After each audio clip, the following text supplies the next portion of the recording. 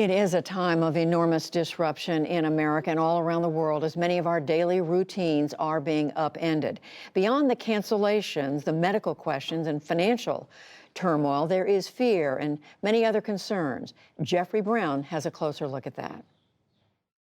The thoughts are unavoidable, whether you're eager to get a test, seeing the empty shelves at the grocery store, concerned for your children and loved ones, watching events unfold elsewhere.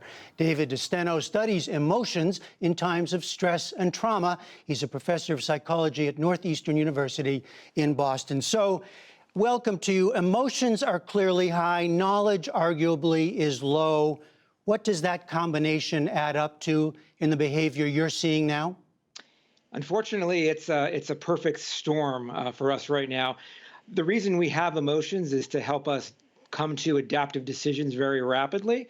But when those emotions are miscalibrated or when the context is wrong, or especially now when we have a few clear facts at our fingertips, those emotions can start filling in the blanks, and what would normally be an adaptive response can really go awry.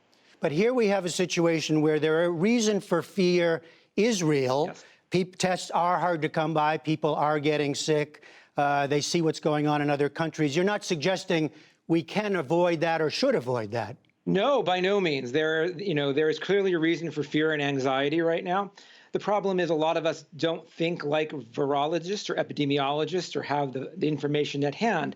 And so that gives more room for our fear to fill in the blanks. So, for example, when you feel fear, it makes anything that seems threatening more likely to happen. So if I sneeze and I feel afraid, one sneeze, I'm much more likely to believe that's due to coronavirus. And the more I think about it, the more opportunities there are to fill in the blanks. Was I really 6 feet away from that guy who was in the store next to me today? And so, yes, please do what Dr. Fauci says. There is reason for concern. Seek medical treatment if you have it. But I think what we're getting into is a spiral of fear that is leading to people to engage in responses that aren't very helpful. Well, so make it as concrete as you can, even in your own life. If stocking up at the grocery store, making decisions about where to take your children, whether to take them out, whether to see other people. How do you balance those kinds of fears and decisions to go on with life? I think the best way to do it right now is when you feel fear, you're motivated to act. But most of us, as I said, don't know the best things to do. And so this is really a situation where expertise is warranted. So, do what your public health officials, your provider tells you, what, Dr. Anthony Fauci says.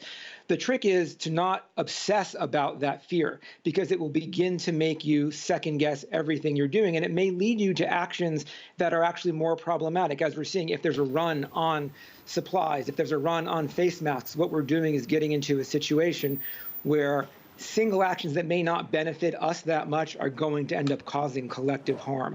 Just in our last minute, you used the word obsessed or obsession, and I can't help but think of the phones we all carry. The differences from this national moment to others that you and I are familiar with, 9/11 or 2007 crash, or other periods where the information comes so much faster, and we're taking it all in and not sure what to do with it. That's right. Now the problem, so that's another thing about emotions. Emotions are very contagious, and that serves a purpose. So if you and I are talking like this, and all of a sudden I went, that would be a signal to you that I'm feeling fear. There's something I saw behind you. You would feel fear and be able to act accordingly.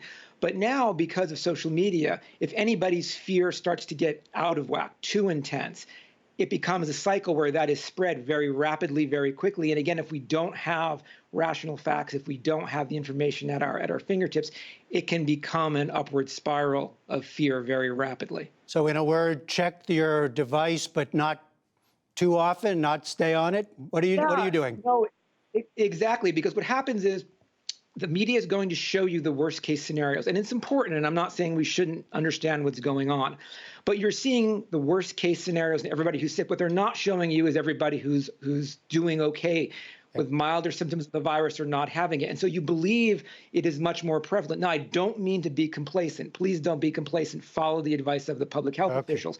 When you're seeing this over and over again, what you're seeing is the worst case scenarios, and our brains evolved in a world without social media and smartphones.